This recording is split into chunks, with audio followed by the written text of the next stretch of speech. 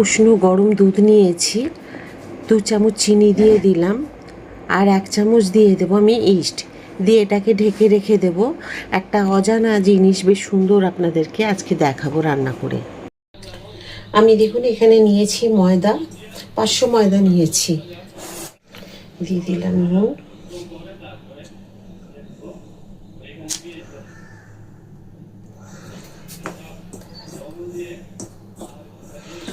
অল্প একটু তেল দিলাম,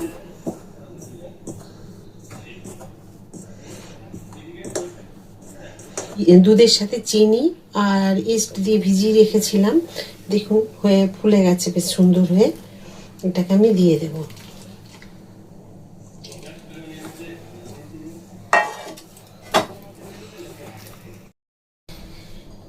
দইটা সামনে রেখেছি, ভুলে গেছি দিতে, এই দইটা দিতে হবে। এখানে দিয়ে দিলাম 2 চামচ, আর এটা আরেক জায়গায় দেব, সেটা আপনাদেরকে দেখাবো। এখানে 2 চামচ দিলাম। এটা প্রথমেই দিয়ে দেবেন যখন তেল আর নুন এইসব দেবেন তখনই, তো এখন দিলেও অসুবিধে নেই, মাখা হয়ে যাবে। তো ভুলে গেছিলাম, সামনে রেখেছি তাও ভুলে গেছি। একটু তেল দিয়ে এটাকে আমি এখন সুন্দর করে মাখিয়ে রেখে দেব। এটাকে একটা ভারী ঢাকা দিয়ে রেখে দেব। ছাতু নিয়েছি, এই ছাতুটা আমি এর মধ্যে দিয়ে দেব। একটু নিয়েছি আদা, একটু কালো জিরে, আর এটা আমি মশলাটা করেছি একটু জিরে, ধনে আর লবঙ্গ, এলাচ, দারচিনি সব দিয়ে মশলাটা করেছি। এই যে দইটা, এটা এখানে নিলাম।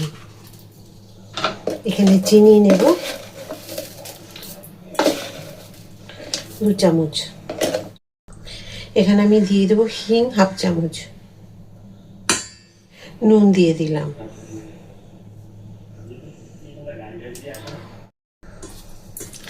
দিয়ে এগুলোকে খুব সুন্দর করে আমি মেখে নেব।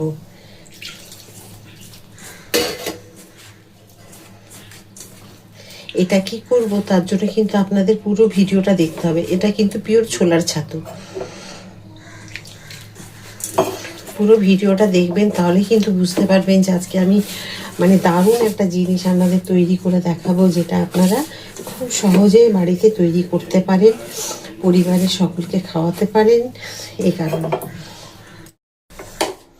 এই যে দেখুন সুন্দরভাবে এটা মেখে আমি রেখে দেবো। যেহেতু চিনি, আপনারা যদি গুঁড়ো চিনি দেন তাহলে ভালো, নাহলে এমনি চিনিও দিতে পারেন। এটাও ঢেকে রেখে দিলাম। এবার ঢাকা খুলে দেখে নেব আর আপনাদের দেখিয়ে দেব কীরকম হয়েছে। যে দেখুন আমি এই যে ছাতুটা যে ঢেকে রেখেছিলাম মেখে, এটাও খুব সুন্দর সেট হয়ে গেছে। আর এই যে ময়দা মেখে রেখেছিলাম আমি ইস্ট দিয়ে, সেটাও কি সুন্দর দেখুন ফুলে উঠে এক বাটি ভর্তি হয়ে গেছে। তো ছাতু যদি আপনি 5 মিনিট 10 মিনিট রাখেন তাতেও খুব ভালো হয়, আর যদি নাও রাখেন তাহলে কিন্তু একটু ভালো করে হাতে মেখে নিতে হবে। এবার আমি কীরকম সাইজের বেবি নানগুলো করব, বেবি নান মানে একদম ছোট ছোট হবে, তো সেই রকমভাবেই আমি লিচিগুলোকে করে নেব। আর যতগুলো লিচি করব ততগুলো ছাতুর লিচিও করে নিতে হবে। তো এখন আমি প্রথমে করে নিচ্ছি, আপনারা প্রথমে ছাতুর লিচিটাও করে নিতে পারেন, আমি ওইভাবেই বলি আপনাদেরকে করে নিতে। তো দেখুন এখন আমি এগুলোকে করে নিচ্ছি, তারপরে আপনাদেরকে দেখিয়ে দেব যে পুরের যে কীরকমভাবে স্টাফিংটা দিতে হয়, সেগুলো তো আপনারা সকলেই জানেন। তবে বেবি নান যে এইভাবে স্টাফিং দিয়ে হয়, আমার মনে হয় আমি দেখালাম আপনাদেরকে, জানি না আপনারা দেখেছেন কি না। যদি কেউ দেখে থাকেন সেটা আপনারা আমাকে সকলেই কিন্তু কমেন্ট করে একবার জানাবেন। এই নানটা আমার তৈরি করার খুব ইচ্ছে ছিল, আপনাদেরকে দেখাও ভেবেছিলাম। তো যাই হোক, আজকে সময় করে এটাকে আপনাদেরকে চলে এসেছি আপনাদের কাছে নিয়ে।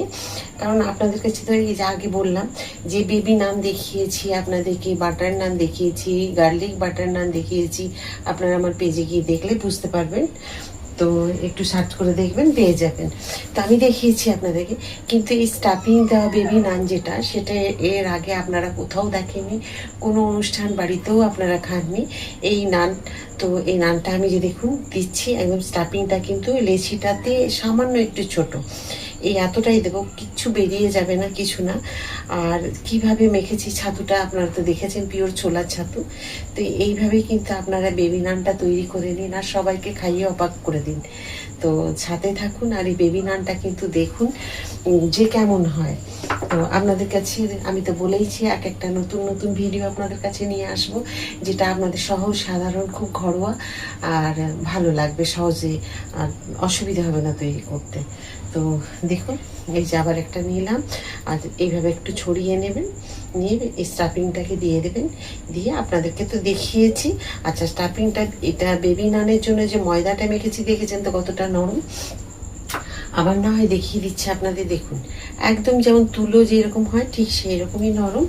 আর এটাও দেখিয়ে দিচ্ছে আপনাদেরকে, একটা সন্দেশ যেরকম হয় নরম, আমরা যে দোকান থেকে মিষ্টি সন্দেশগুলো খাই না চাচি, এই দেখুন যেমন ভাঙলায় হয়ে যায় ঠিক সেই রকম। একদম মানে শক্ত করে করা যাবে না, আবার একদম নরম করা যাবে না, তাহলে কিন্তু দেখুন এই যে আমি হাতে ধরছি, আপনারা দেখুন আমি ময়দা ধরে তারপর এটা ধরছি, কিন্তু দেখুন আমার হাতে লাগেনি, এই দেখুন একদম হাত পরিষ্কার। তো এইরকমই হবে এই স্টাফিংটা। পুর দিয়ে লেচিগুলোকে আমি ঢেকে রেখে দিয়েছিলাম 5-7 মিনিটের জন্য। তো আপনারা এটা রাখতেও পারেন, না রাখলেও চলবে, তো রাখলে একটু ভালো হয় আর কি। তো আমি রেখে দিয়েছিলাম। এবার আমি এখানে বেলে নেব, বেলে নিয়ে আর আপনাদেরকে দেখাবো কীরকমভাবে আমি বেলছি বা বেরিয়ে যাচ্ছে কি না, সেটা আপনারা সাথে থাকলেই দেখতে পাবেন। তো এখানে আমি একটুখানি তেল বুলিয়ে নিলাম। আপনারা যদি চাকিতে বেলেন তাহলে চাকির মধ্যে ভালো করে একটু তেল বুলিয়ে নেবেন, আর বেলনিটার মধ্যেও দেখুন আমি তেল দিয়ে দিয়েছি, একটু তেল বুলিয়ে নেবেন, তাতে কি বেলতে সুবিধা হবে। আর কেউ যদি ময়দা দিয়ে বেলা অভ্যেস থাকে তাহলে ময়দা দিয়ে বেলে একটুখানি রেখে দেবেন, তাহলে ময়দাগুলো আর লেগে থাকবে না, পরে 5 মিনিট পর ভাজলে তাহলে সুবিধে। তো এই যে দেখুন আমি এখন যেটা বেলছি আপনাদেরকে দেখিয়ে দিচ্ছি সাইজটা কীরকম হয়েছে। এই রকমই সাইজেরই আপনারা বেলে নেবেন, এর থেকে বড় করার দরকার নেই। যদি করেন তাতেও কোনো অসুবিধে নেই, আপনারা বড় বড় করতেই পারেন, তাতে যে বেরিয়ে যাবে পুর বা ভেতর থেকে স্টাফিং সেই রকম নয়। আমি আপনাদেরকে স্টাফিং করা যে কচুরি আপনাদের দেখাই, আর যে আমি স্টাফিংটা তৈরি করি বা আটা মাখি ময়দা মাখি, সেইগুলো যে কীরকম করি সেটা আপনারা জানেন, কোনো সময় বেরিয়ে যাবে না, একদম নিশ্চিন্তে আপনারা করতে পারেন যদি আমার যে পদ্ধতিগুলো আমি ভাবে করি সেটা যদি ফলো করেন। তো দেখুন তেলে দেওয়ার মাত্রই কিন্তু একদম ফুলে উঠেছে, একদম বলের মতো, এইরকমই বলের মতো ফুলে উঠবে। আর আপনাদেরকে আজকে আমি ছাতু দিয়ে দেখালাম, আপনারা যদি দেখতে চান অন্যান্য কোনো পুর দিয়ে সেটা আপনারা আমাকে কমেন্ট করে জানাবেন, আপনাদের নিশ্চয়ই আমি দেখিয়ে দেব মানে কিভাবে করতে হবে। কোনো ভয়ের কিছু নেই, এইভাবেই একটা একটা করে ভেজে নেব। এবার আপনারা যদি একটু হালকা ভাজা খেতে পছন্দ করেন হালকা সাদা সাদাও রাখতে পারেন, আবার কেউ যদি বলেন একটু লাল করে ভাজা খাবো সেটাও একটু ভেজে নিতে পারেন। তবে একদমই মানে হাই ফ্লেমে ভাজবেন, লো ফ্লেমে কিন্তু ভালো লাগবে না, মানে অনেক তেল টেনে নেবে, ভালো লাগবে না বলতে কি সময় লাগবে, তেল টেনে নেবে। দেখুন এক বাটি ফুলকো ফুলকো বলের মতো ফুলে উঠেছে সেই বেবি নানগুলোকে আমি আপনাদের কাছে দেখাচ্ছি, কি সুন্দর হয়েছে দেখে বুঝতে পারছেন তো।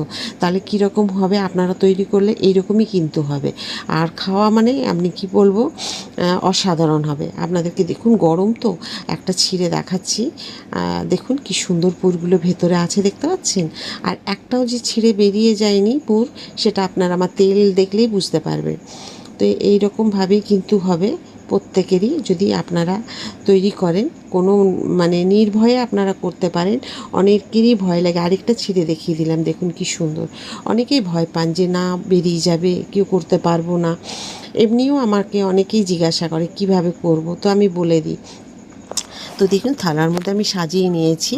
আজকে যে আমি চানাই যে কাবলি ছোলার তরকারিটা করেছি এটা আপনাদেরকে পরে দেবো, ভিডিওটা আপনারা দেখে নেবেন, আর খুব সুন্দর হবে এর সাথে খেতে। তো আবার একটা নতুন ভিডিও নিয়ে চলে আসবো, সবাই খুব ভালো থাকুন, রাধা রাধা।